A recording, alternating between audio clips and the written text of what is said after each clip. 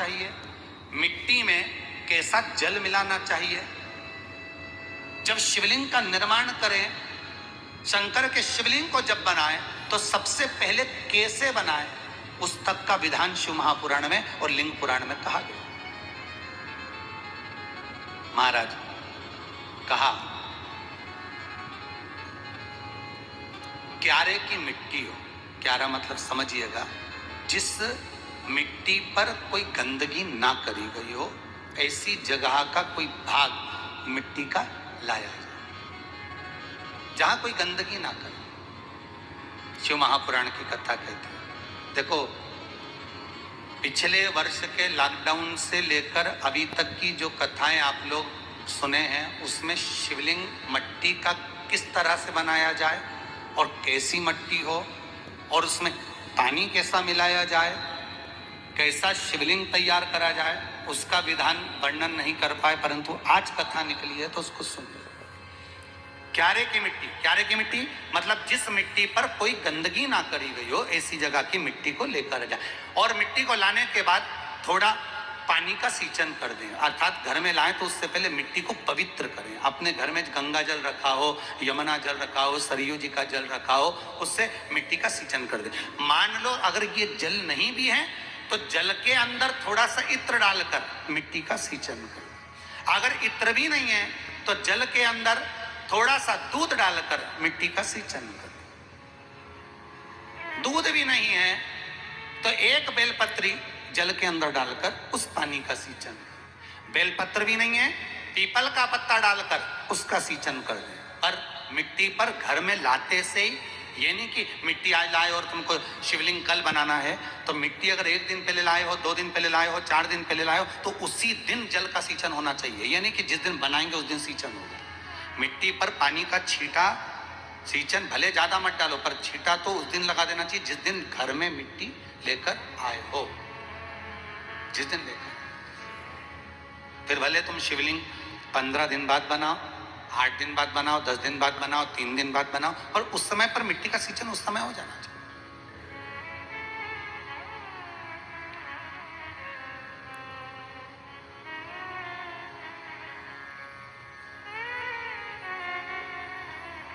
फिर कहा,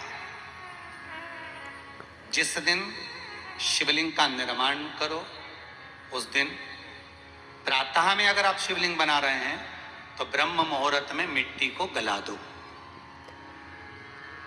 किस पानी से गलाना है उसका भी प्रमाण, उसका भी शास्त्र वर्णन कर रहा है। किस जल से गलाया जाए, शिव महापुराण की कथा कहती है, अगर आपको आज शिवलिंग का निर्माण करना है, शाम को आप शिवलिंग का निर्माण कर रहे हो, तो अपने पानी का जो मटका होता है, हंडा होता है, रसोई घर में जहां पानी भर कर रखते हो, उसके नजदीक में एक कलश जिसमें अलग से ताजा जल भरा जाए और उस पर प्लेट ढकी हो और उस पर एक चावल का दाना रखा हो, उस जल को लेकर आओ।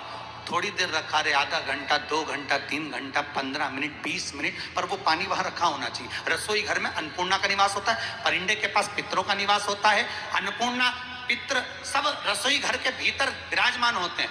शास्त्र कहता है 33 कोटि देवता एक समय के लिए, एक क्षण के लिए हमारे रसोई घर में प्रवेश करते हैं। इसलिए रसोई घर को तुम पूरे घर को स्वच्छ रखो ना रखो, पूरे घर को तुम साफ रखो ना रखो, पर रसोई घर एकदम क्लीन होना चाहिए, साफ होना चाहिए, स्वच्छ होना चाहिए। आज के जमाने में तो खैर गया, पर पहले जब मिट्टी के चूल्हे होते थे, जब चूल्हा बंद होता था तो उसको गीला कर कर, गोबर को या पानी में उसको गीला कर कर, एक कपड़े को गीला कर कर पूरे चौके को, रसोई घर को पोंछा जाता था। मिट्टी का होता था वो, तो भी उसको पोता लगाते थे, पोंछते थे।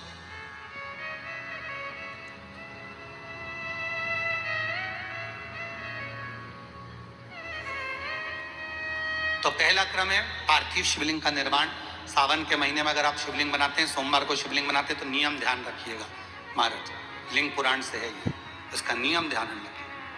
क्या करना है, मिट्टी को लाना है, जल का छींटा देना, छींटा जरूर देना, घर में लेकर आए और जल का छींटा होना जरूरी है। 2 दिन तक, 3 दिन तक मिट्टी रखी हुई है और उसके बाद अगर आपने पानी का छींटा नहीं दिया है और आपने डायरेक्ट मिट्टी को गला दिया और उसके बाद बनाया तो उसका कोई प्रमाण नहीं। जल का छिट्टा अवश्य, फिर उसको रख दें। 15 दिन बाद बनाओ, 4 दिन बाद बनाओ, 3 दिन बाद बनाओ, 2 दिन बाद बनाओ। शिवलिंग जब बनाओ तब उस मिट्टी को, जो कलश आपने रसोई घर में रखा है चावल का दाना रखकर प्लेट के ऊपर, अर्थात उस कलश का जल उस मिट्टी में थोड़ा सा डालिए। क्यों डाला जाता है उसका भी भाव वर्णन किया है। अब भविष्य पुराण, स्कंद पुराण और अग्नि पुराण, इन तीनों से ले लिया गया। वर्णन किया गया जब उस कलश का जल हम डालते हैं तो उस कलश में पितरों का भाव आ जाता है, अन्नपूर्णा का भाव आ जाता है, घर में लक्ष्मी का भाव आ जाता है, संपदा का भाव आ जाता है।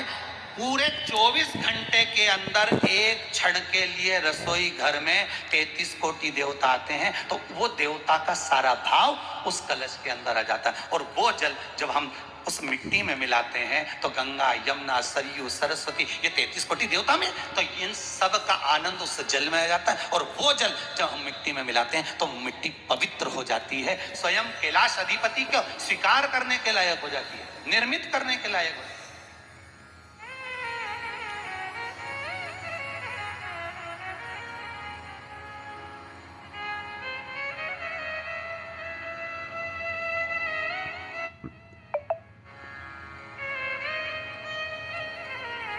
शिवलिंग का निर्माण।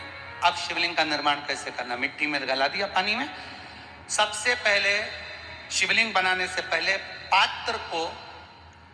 पात्र जो होता है उसके नीचे एक बेलपत्र रखी जाती है। क्या रखना है?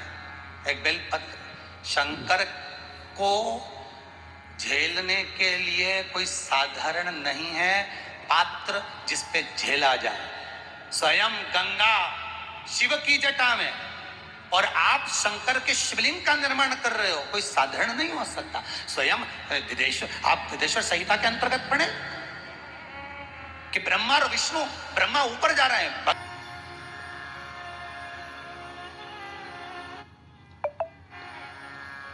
बस एक बेलपत्र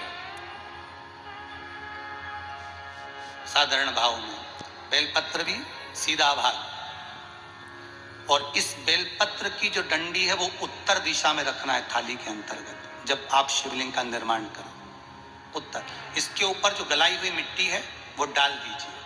और डालने के बाद सबसे पहले शिवलिंग का स्वरूप बनाना है। सबसे पहले नीचे की जलाधारी नहीं बनाना। क्या बनाना है? शिवलिंग का स्वरूप बनाना। बनाने के बाद उसी शिवलिंग के पास में और मिट्टी डाल लीजिए, फिर जलाधारी का निर्माण करो। फिर जलाधारी,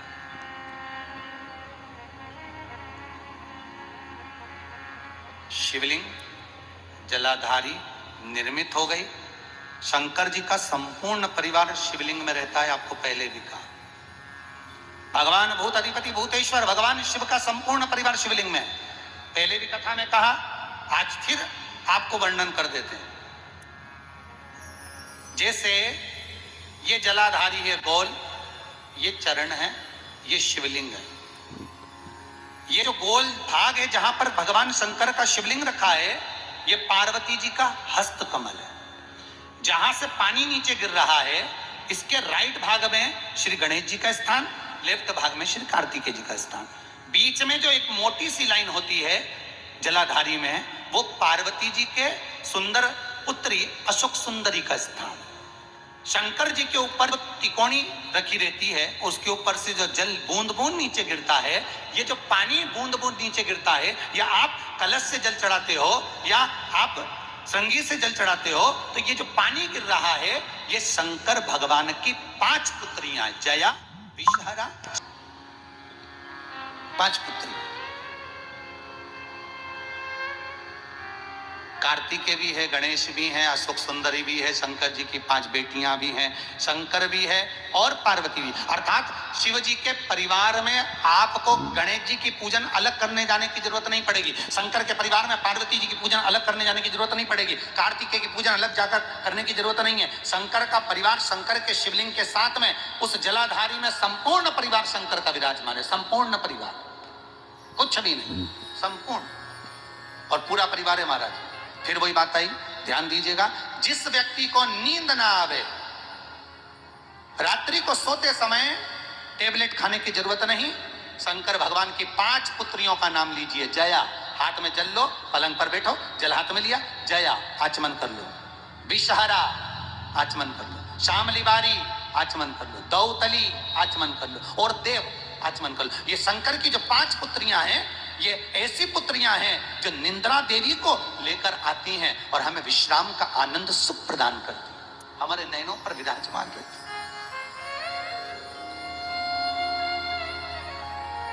हाँ, यदि विवाह नहीं हो रहा, शादी नहीं हो रही है, बहुत समय से लगन देख रहे हो, शादी नहीं हो रही, बहुत समय से परेशान हो गए कि विवाह ही नहीं हो रहा, हम तो टेंशन में पड़ गए, लड़की 28 साल 30 साल का लड़का हो गया, विवाह नहीं हो रहा, कुछ मत करो। अष्टमी तिथि आए तो अशोक सुंदरी वाली जो जगह है वहां पर हल्दी की 7 बिंदियां लगा दो। लड़का लड़की का हाथ उस बिंदी पर रखवा दो, उसका नाम गोत्र बोलो, उसी हल्दी में उसके हाथ पीला करवा दो और पीपल के पेड़ पर उस हाथ के 5 छापे पड़वा दो। 3 महीने में विवाह पक्का हो जाता है महाराज। उसका इतना, अशोक सुंदरी के उस हल्दी का इतना प्रमाण।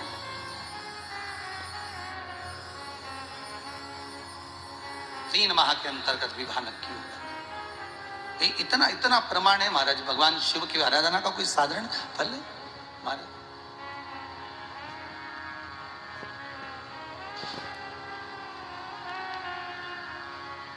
निर्मित करा शिवलिंग। एक बार सब जितने भी टीवी पर बैठे हैं, सम्मुख में कथा सुन रहे हैं, फेसबुक यूट्यूब पर सुन रहे हैं, एक बार साथ में समझें वापिस निर्माण को, शिवलिंग के निर्माण को। मिट्टी लाए, स्वच्छ जगह की, जल का छींटा दिया, रखा। जब शिवलिंग बनाया तो 1 कलश पानी पहले से 2 घंटा, आधा घंटा, 15 मिनट, 20 मिनट पहले उसको रख दिया। उसी पानी से उसको गीला करा। गीला करने के बाद उसका निर्माण सबसे पहले बेलपत्री, बेलपत्री के ऊपर मिट्टी, मिट्टी के ऊपर रखकर शिवलिंग का निर्माण, फिर जलाधारी का, जलाधारी का निर्माण और शिवलिंग का निर्माण पूर्ण होने के बाद में फिर बाबा का सुंदर भाव से श्रृंगार करें, अभिषेक करें, पूजन करें। और एक बात याद रखना, पार्थिव शिवलिंग का अगर निर्माण करा है तो आपको वो पार्थिव शिवलिंग को रात्रि होने से पहले विसर्जन होना जरूरी है। हाँ, अगर कोई भी शिवरात्रि का दिन है तो फिर आप पूरी रात रख सकते हो। हरतालिका तीज का दिन है, पूरी रात रख सकते हो। बड़ी तीज है, छोटी तीज है, आप शिवलिंग बनाए हो तो आप पूरी रात रख सकते हो। विशेष कोई उत्सव है, श्रावण का महीना है, पूरी रात रख सकते हो। पर बाकी के समय अगर आप शिवलिंग का निर्माण करें तो उसको सूर्यास्त होने के पहले आप उसको नदी में, जल में, जलाशय में विसर्जन करें।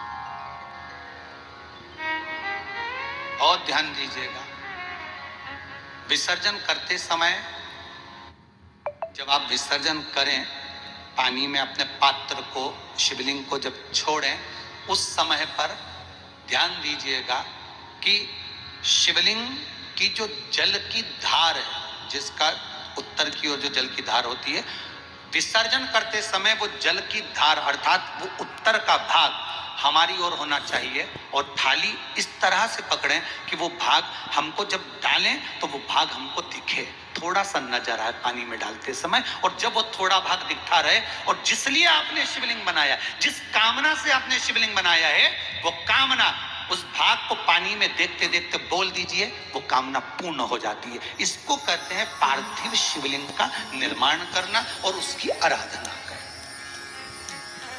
उसकी आराधना कई लोग करते हैं, बना भी लेते हैं, पूजन भी करते हैं, और कई बार कहते हैं हमारा काम नहीं, तो उसमें भगवान का दोष नहीं है, दोष अपना देखो।